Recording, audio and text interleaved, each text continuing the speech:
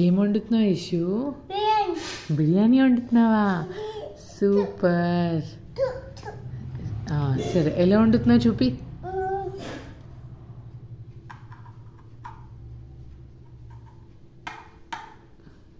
అలా ఉండాలా? ఏమేమి వేసావు అందులో?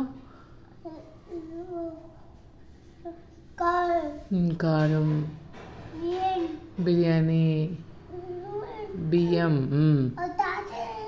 ఇలా వేసావా? ఇంకేం వేసావు? బోల్డ్ అని వేసావా? ఇంకా మియామ్ వేసావా? ఇంకా తాయింగ్ అని వేసావా? సో ఇప్పుడు బిర్యానీ ఆమా రెడీయా? మరి తినొచ్చా?